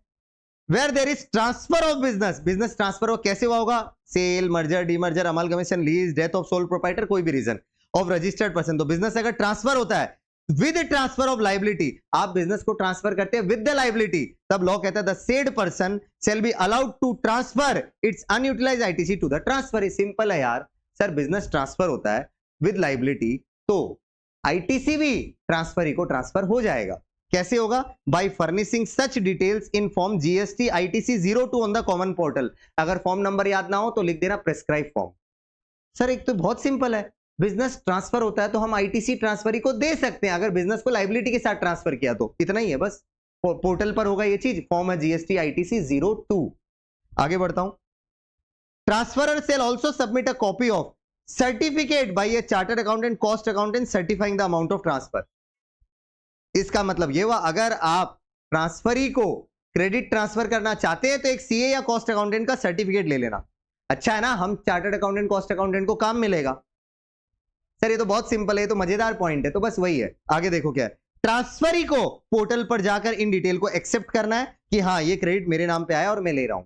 सिंपल है सर, एकदम बहुत सिंपल चीज है। देखो पहला तो केस क्या वो बताता हूं। अगर आपका बिजनेस ट्रांसफर होता है विद द लायबिलिटी तो आप उसका आईटीसी को भी ट्रांसफर या पास ऑन कर सकते हैं। किसको? ट्रांसफरी को। ट्रांसफरर और ट्रांसफरी को अब क्या करना है, ट्रांसफरर को चार्टर्ड अकाउंटेंट कॉस्ट अकाउंटेंट का सर्टिफिकेट चाहिए और ट्रांसफरी को पोर्टल पे जाके इन डिटेल्स को एक्सेप्ट करना है। इतना ही थियरी है, अगर आ जाए तो लिख देना। लेकिन अब है खेल, सबसे इंपॉर्टेंट प्रैक्टिकल क्वेश्चन। पॉसिबल है आ जाए, इसलिए ध्यान दो। The apportionment of ITC in case of demerger या partial transfer of business. Problem क्या है, बिजनेस पूरा ट्रांसफर हो रहा है तब तो क्रेडिट पूरा चला जाएगा, लेकिन अगर बिजनेस पार्शियल ट्रांसफर हो रहा है तो क्रेडिट बांटे कैसे हम आपस में। जैसे डीमर्जर में एक डीमर्ज कंपनी होती है, एक रिजल्टिंग कंपनी होती है, और वो जो आईटीसी का अमाउंट ट्रांसफर करना है रिजल्टिंग कंपनी को, वो कितना करोगे? प्रोपोर्शनेटली। कैसे होगा वही पढ़ाऊंगा, आओ देखते हैं। सबसे पहले स्टेप्स है, देखो क्या, एग्रीगेट ऑफ अनयूटिलाइज आईटीसी, मतलब ट्रांसफर का जो टोटल आईटीसी का बैलेंस है, सीजी, एसजी और आईजी सब मिला लो, और वो जो टोटल है उसको आप अलग अलग करो। पहले स्टेट का, स्टेट वाइज अलग अलग काउंट कर लो, एंड सो ऑन। जितने स्टेट्स आपके पास स्टेट वाइज टोटल करोगे, एक मिनट, 5 स्टेट है तो पांचों को नहीं मिलाना है, हर स्टेट में सीजी, एसजी, आईजी का बैलेंस को टोटल करते जाओ। तो स्टेट 1 का टोटल हो गया, इधर स्टेट 2 का टोटल हो गया, इधर अदर स्टेट का टोटल हो गया। सर हो गया। अब नीचे आओ, फॉर्मूला, हर स्टेट में एक फॉर्मूला लगेगा। एग्रीगेट आईटीसी जो हर स्टेट में हमने निकाला था ऊपर, वो multiply value of assets of state 1 transferred. अच्छा, हम मान एग्जांपल देता हूं, आपके 3 स्टेट में, 2 स्टेट में प्रीमाइसेस है, एक असम ले लीजिए, एक दिल्ली ले लीजिए for the time being. Assam state में आपका एग्रीगेट आईटीसी कर लीजिए, सीजी, एसजी, यूटी का टोटल, यूजी का टोटल, आईजी का टोटल कर लीजिए। सर कर लिया। अब मल्टीप्लाई, जितने आसाम में आपके पास टोटल एसेट्स थे और उसमें से जितने एसेट ट्रांसफर हुए हैं वो एसेट को आपको ऊपर लिखना है, मतलब जो ट्रांसफर ही को गया है वो एसेट ऊपर लिख दिया, divided by total value of assets before transfer, और ट्रांसफर होने के जस्ट पहले जितने टोटल एसेट्स थे उसको नीचे लिख दो। आपको भी पता है लॉजिकल फॉर्मूला, ये प्रोपोर्शनेट फॉर्मूला कर लो। इससे आपका जो अमाउंट आएगा उसको आपको ट्रांसफर करने मिल जाएगा। कैसे करना वो नीचे बताऊंगा, बट इससे अमाउंट निकल गया। सेम आप दिल्ली ब्रांच के लिए भी इधर करोगे, कर लिया। तो इस तरह से आप स्टेट वाइज एक एक फॉर्मूला लगाओगे। हर स्टेट में हमने जितने एसेट दिए हैं वो ऊपर और टोटल एसेट्स नीचे बिफोर ट्रांसफर, और multiply aggregate of ITC. Sir कर लिया। अब एक अमाउंट आ गया, उस अमाउंट को कैसे ट्रांसफर करेंगे? लॉ कहता है, रुक जाओ ध्यान से सुनना, आप सीजीएसजी, एसजीएसटी और आईजीएसटी की तरह ट्रांसफर करोगे। Amount so calculated to be transferred as CG, SG, IG की तरह ट्रांसफर करोगे। सेम अदर ब्रांच का भी सीजी, एसजी, आईजी की तरह ट्रांसफर करोगे। लेकिन कितना अमाउंट सीजी का ट्रांसफर करूं, कितना एसजी का करूं, कितना आईजी का करूं, सर ये नहीं बताया, ये नीचे लिखा हुआ है। Transferor shall be at liberty to determine the amount of ITC to be transferred under each tax head subject to the ITC balance available under the concerned tax head। Sir ये वाला पार्ट नहीं समझा, अभी समझ आ जाएगा। Assam branch में मेरा CGST में, मान लीजिए इधर लिख रहा हूं मैं, आप देख लो। आसाम ब्रांच में मान लीजिए मेरा, याद रखना मैं अभी असम का ले रहा हूं, मेरा सीजी, एसजी और आईजी तीनों का बैलेंस लिख देता हूं आईटीसी का। 1 लाख, 1 लाख और 2 लाख, नहीं 2 लाख नहीं, 3 लाख लेते हैं। बताइए कितना हो गया? 5 लाख। तो मेरे पास टोटल है 5 लाख का आईटीसी। अच्छा, अब फॉर्मूला से मान लीजिए, फॉर्मूला लगा लेते हैं। मेरे पास टोटल एसेट्स थे असम में 5 सीआर का, और उसमें से ट्रांसफर किया मैंने 2 सीआर के एसेट्स। तो फॉर्मूला से कितना अमाउंट क्रेडिट निकल रहा है? सर 5 लाख का credit multiply 2 CR divide by 5 CR. अगर आप निकालोगे तो 2 लाख रुपया आएगा जो क्रेडिट मुझे देना है ट्रांसफर ही को। अब ये 2 लाख में मैं कितना सीजी दूं, कितना एसजी दूं, कितना आईजी दूं, मेरी मर्जी में उतना दे दूं, बट उसका आईटीसी बैलेंस उतना होना पड़ेगा। जैसे सीजी में मैक्सिमम 1 लाख दे सकता हूं, एसजी में मैक्सिमम 1 लाख दे सकता हूं, आईजी 3 लाख है बट मैक्सिमम में 2 लाख दे सकता हूं। मेरी मर्जी उसमें से उतना दे दूं। 50,000 सीजी दे दूं, 50,000 एसजी दे दूं और 1 लाख आईजीएसटी दे दूं, मेरी मर्जी ऐसे दे दूं। पूरा 1 लाख सीजी, पूरा 1 लाख एसजी दे दूं, पूरा 2 लाख आईजी दे दूं, तो मेरी चॉइस से मैं वैसे ट्रांसफर कर सकता हूं मेरा क्रेडिट बैलेंस को। किसको? ट्रांसफर ही को। बस यही समझाना था मेरे को। ये 2 लाख पर मेरी लिबर्टी होगी कि मैं कैसे ट्रांसफर करूं। यही लास्ट की 2 लाइन में लिखा हुआ है। आप ठीक से पढ़ोगे आपको समझ आ जाएगा, और फॉर्मूलाज ऊपर बता दिया। और हर ब्रांच में सेम कैलकुलेशंस करनी है जहां जहां पर आपके बिजनेस के पार्शियल एसेट ट्रांसफर हुए। तो सर ये तो काफी सिंपल था, तो लॉजिकल फॉर्मूला, इसमें कुछ भी नहीं है। एग्जाम में आए तो ये फॉर्मेट को देख लेना, तो काफी हौच-पौच हो गया, मैं हटा देता हूं, आप ये फॉर्मेट को अब देख लो, समझ आ जाएगा। तो आई होप आपको क्लियर है। वैसे डिस्क्रिप्शन बॉक्स में आपका पीडीएफ लिंक रहता है, तो आप उसको डाउनलोड जरूर कीजिए, समझने के लिए आपके लिए अच्छा रहेगा। चलिए आगे बढ़ते हैं। अब पॉइंट नंबर 4 पे अटेंशन देना। देखो, इससे पहले मैं आपको एक चीज क्लियर करता हूं। आपने ऊपर क्या पढ़ा था? 2 पॉइंट्स। कौन से 2 पॉइंट बता देता हूं। ये 2 पॉइंट मैं बात कर रहा हूं सी एंड डी की। क्या पढ़ा था इनमें? एक रजिस्टर्ड पर्सन कंपोजिशन से रेगुलर स्कीम में जा रहा है, या फिर एक रजिस्टर्ड पर्सन की टैक्स एग्जेम सप्लाई टैक्सेबल बन गई है। तो हमने इसमें क्या पढ़ा था? उसको स्टॉक पे जो पड़ा हुआ इनपुट है उसका और कैपिटल गुड्स का आईटीसी मिल जाएगा। बट कैपिटल गुड्स में कैलकुलेशन थोड़ा डिफरेंट था, डायरेक्ट नहीं मिलता। कैपिटल गुड्स पे उसको क्या करना होता था? उसको पता करना होता था कि जब खरीदा था उसमें कितना आईटीसी था, उसमें से माइनस करना होता था। सर क्या माइनस करना होता था? 5% मल्टीप्लाई, जितने क्वार्टर और पार्ट देयर ऑफ यूज हो चुका है उतना परसेंटेज माइनस करना होता था, मल्टीप्लाई 5% करके। तो वो लेस करने के बाद जो बचा हुआ आपका आईटीसी है उतना ही लेते थे। पढ़ा था ना हमने ये। अब इसी का अपोजिट सिचुएशन पढ़ा रहा हूं पॉइंट नंबर 4 में। ये उसका एग्जैक्ट अपोजिट है। अपोजिट का मतलब आप अब रेगुलर स्कीम से कंपोजिशन में जा रहे हैं, या फिर आप एक रजिस्टर्ड पर्सन, आपकी टैक्सेबल सप्लाई एग्जेम बन गई। आई होप आपको क्लियरली समझ आ गया। एग्जैक्ट उसका अपोजिट है। अब ऐसे केस में आपके पास जो स्टॉक पड़ा हुआ है उसका आपको आईटीसी पे करना है गवर्नमेंट को। उधर आपने लिया था, इधर आपको पे करना है। वो कितना पे करना है उसका कैलकुलेशन सिखाऊंगा नीचे। आइए, मैं ऊपर का पैराग्राफ अब रीड नहीं करूंगा, आपको सेल्फ रीड करना तो कर लो। पे कितना करना सीधा वो सिखाता हूं। अगर इनपुट इन स्टॉक है उसका और एक कैपिटल गुड इन स्टॉक है उसका, तो इनपुट्स का कैलकुलेशन और कैपिटल गुड्स दोनों का कैलकुलेशन सीखेंगे। पहले इनपुट का देखो, क्या जितना आईटीसी आपने उस इनपुट का लिया था उतना आप रिवर्स कर दो, उतना आप पे कर दो। सर वो कैलकुलेट कैसे होगा?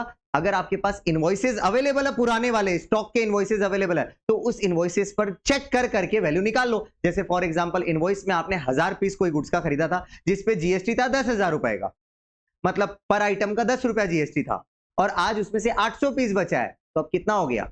8,000 का जीएसटी। वो आपको गवर्नमेंट को पे बैक करना है। तो आप कैलकुलेट कर लो proportionately on the basis of invoices, अगर आपके पास अवेलेबल है तो। अगर इनवॉइसेस नहीं है तो उस वक्त का मार्केट प्राइस पर जीएसटी कैलकुलेट कर लो और अकॉर्डिंगली रिवर्स कर दो। उस पर प्रैक्टिकल सम नहीं आएगा, बट आप समझ सकते हो मैं क्या कह रहा हूं। आगे बढ़ते हैं।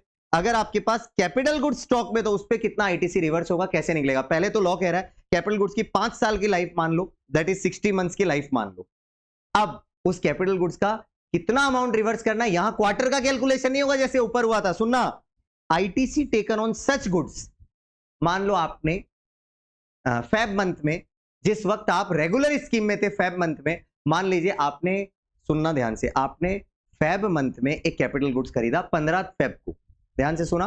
अब आप सुन लेना, 1 अप्रैल से, अभी नहीं, फेब और मार्च तक तो आप रेगुलर स्कीम में, 1 अप्रैल से मान लो आप कंपोजिशन स्कीम ले रहे हैं।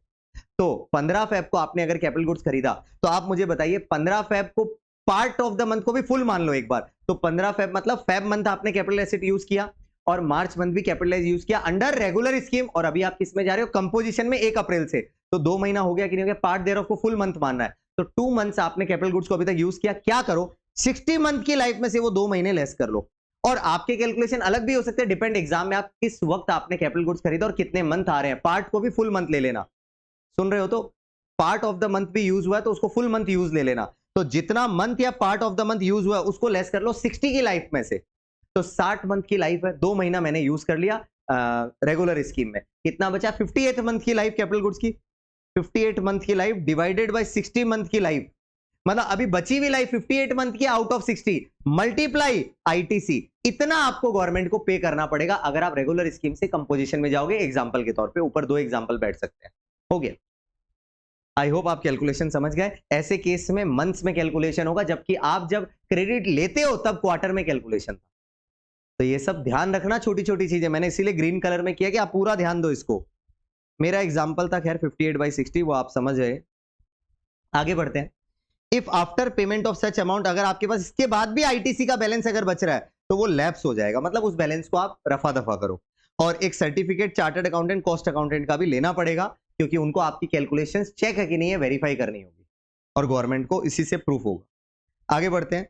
लास्ट पॉइंट ऑफ सेक्शन 18, ध्यान देना। अब हुआ क्या वो सुन लो पहले।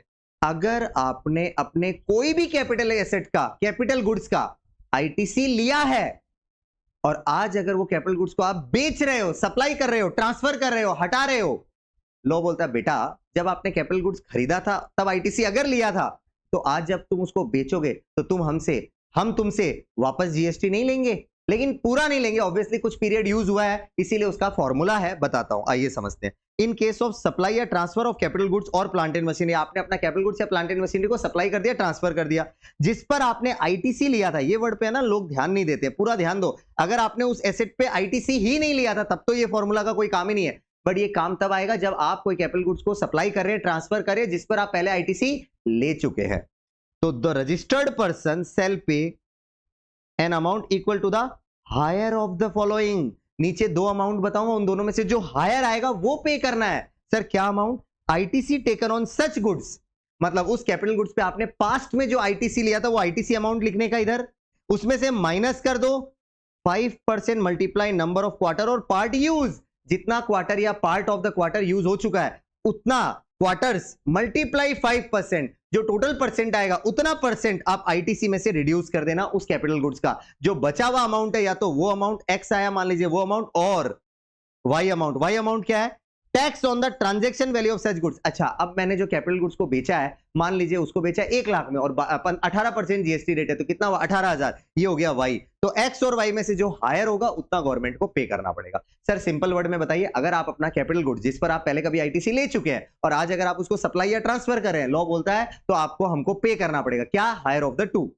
एक जितने वैल्यू पर अगर बेचोगे उस पर जो जीएसटी है तो वो तो नॉर्मल है, और एक और कैलकुलेशन करनी है क्योंकि हायर ऑफ द टू है, दूसरा कैलकुलेशन खास है, ध्यान देना, जितना तुमने पास्ट में उस कैपिटल गुड्स पे आईटीसी लिया था वो आईटीसी अमाउंट माइनस 5% मल्टीप्लाई जितने क्वार्टर या पार्ट देयर ऑफ, क्वार्टर का मीनिंग आप जानते हैं अप्रैल में जून, जुलाई अगस्त, सितंबर अक्टूबर नवंबर, सॉरी वापस एक बार, अप्रैल में जून, जुलाई अगस्त सितंबर, अक्टूबर नवंबर दिसंबर, जैन फेब मार्च, ये 4 क्वार्टर होते हैं एवरी ईयर में, इन क्वार्टर्स को आपको काउंटिंग में लेना है, पार्ट ऑफ द क्वार्टर को भी फुल ले लेना, जैसे अगर फेब में एसेट लिया तो भी मान लेना जैन फेब मार्च एक क्वार्टर हो चुका है, इस तरह से।